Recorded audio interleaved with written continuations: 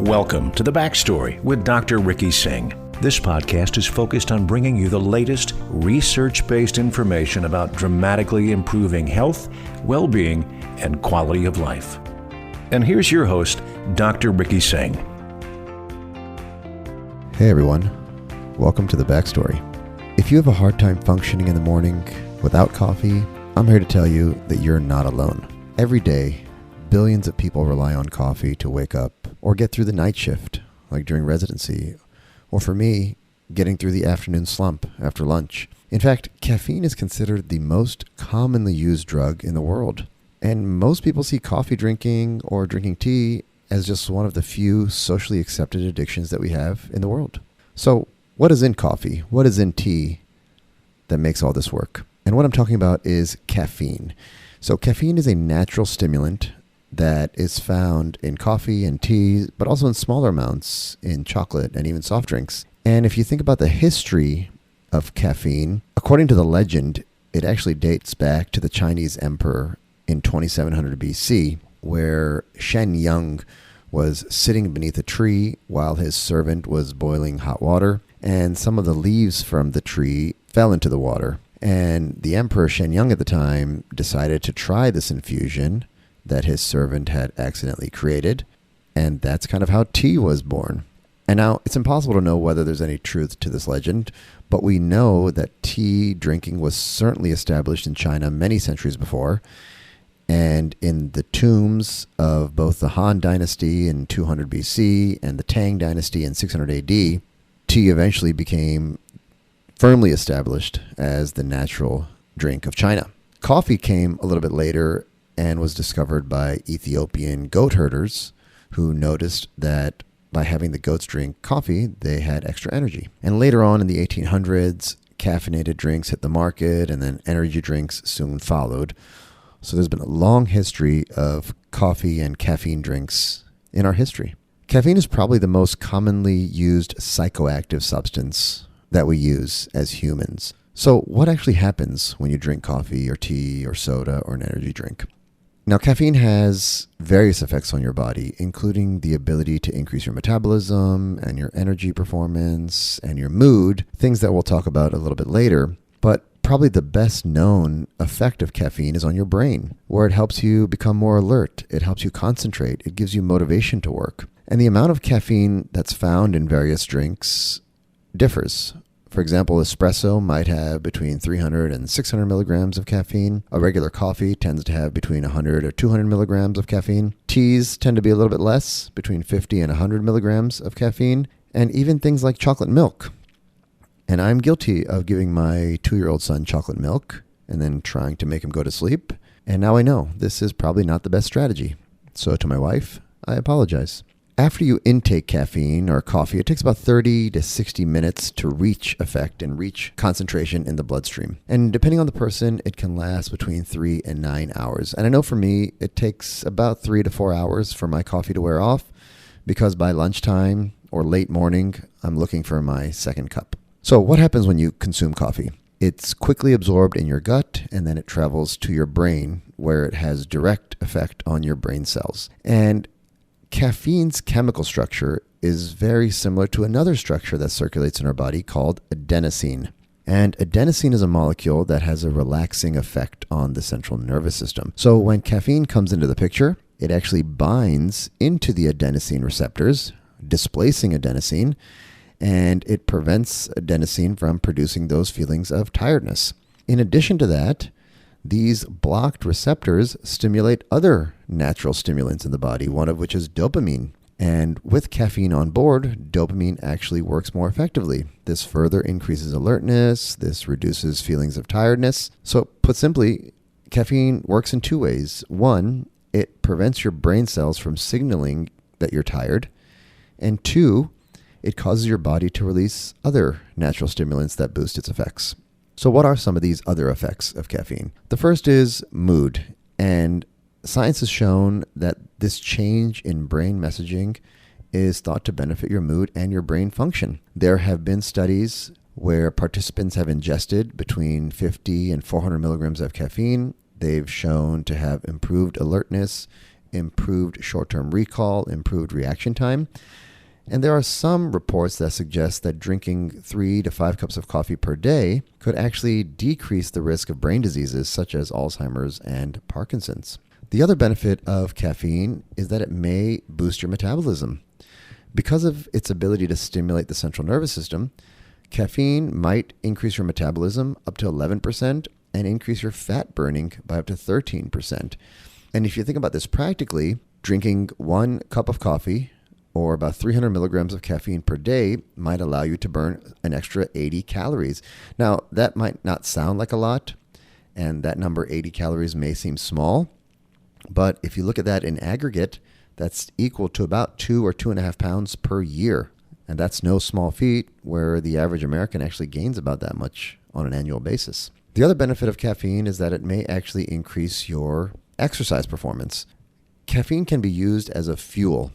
And why this is beneficial is because caffeine can help the glucose, which is stored in muscles, last longer, which can delay the time it takes your muscles to reach exhaustion. Caffeine can also improve muscle contractions. Now, I've been training for the marathon, and I recently purchased some of those GOO energy gels, and the one I use has 40 milligrams of caffeine. I take it about an hour into my run.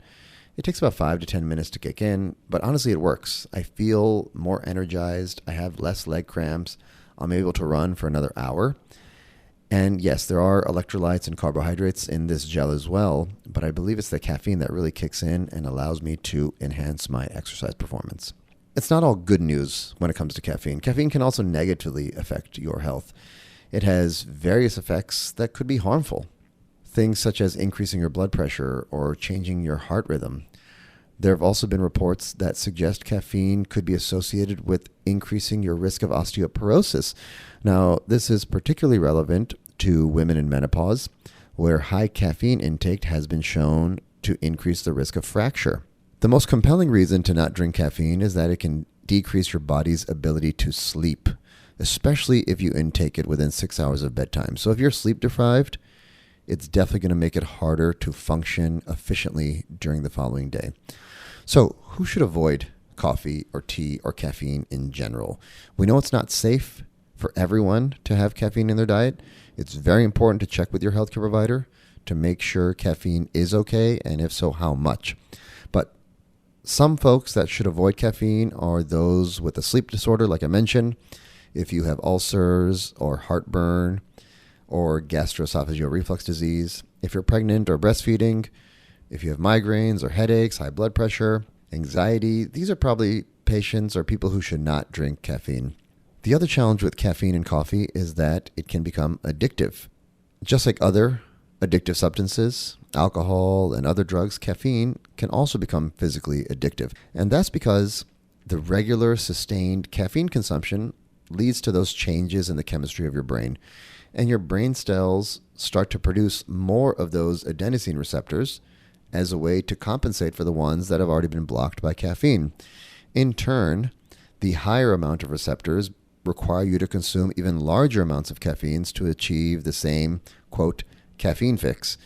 And this kind of explains why 1 cup of coffee used to work, and now I need a double cup or a third cup around lunchtime and one more in the afternoon. And now, while billions and billions of people rely on coffee or tea in the morning, what if there's a better way? What if there is a way to transform your morning routine according to the science? Now, for most of us, it's wake up, snooze the alarm, coffee, shower, rinse and repeat. That's kind of how we go throughout our regular lives on a daily basis. But here are 4 tips that you can use to transform your morning routine. The first is maybe don't drink coffee right away. So many things happen naturally in our bodies when we wake up. The first is that our body starts pumping out this hormone called cortisol, and that's sort of like a natural caffeine. And most people's cortisol peaks sometime between 7:30 in the morning and around 9.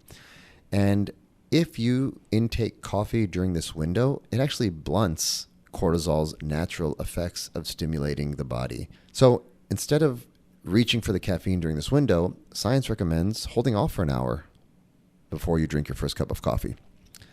The second thing is hydration. Now, most of us wake up feeling a little bit groggy in the morning. And again, we reach for downing a cappuccino or a coffee.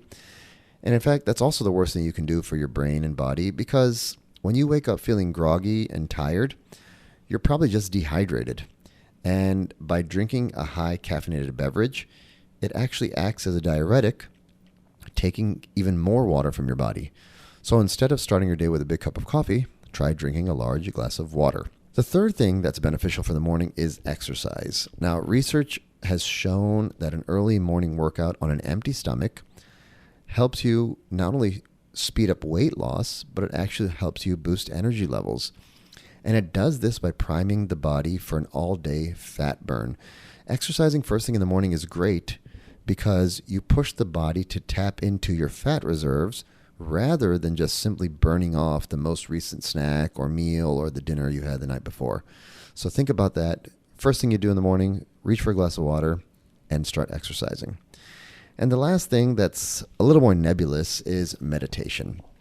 Now, we all know that daily meditation is probably a good idea, but the whole idea of sitting still is not that easy. So try first thing in the morning, sitting in a comfortable place for only 5 minutes. Close your eyes, do your best to be quiet and quiet your mind. And even if you fidget around or all these annoying thoughts bubble up in your brain, all that matters in the first place is that you showed up, and that's half the battle. Everything that's happening during your quiet, restful 5 minutes of mindfulness, whether it's your hands fidgeting or these thoughts bubbling up, that's great. That's your body's way of releasing stress. So welcome it. Don't fight that. There are tremendous benefits of mindful meditation. It's been shown to improve your focus, improve your executive functioning. About 80% of the most successful leaders in the world practice some form of regular mindfulness in the morning. So I hope those 4 tips really help you transform your morning. You wake up each day with energy, motivation, and focus, and take your life to the next level. So remember, drink some water, exercise, practice meditation and mindfulness, and don't reach for the cup of coffee within the first hour of waking, so your body's natural cortisol can help stimulate. So thank you for tuning into the backstory. Until next time, we've got your back. Thanks for listening to The Backstory. Please subscribe, rate the podcast, and review The Backstory on Apple Podcast, Spotify, and Google Play Music. And feel free to share this podcast on social media or even your own website or blog. This podcast is for general information purposes only.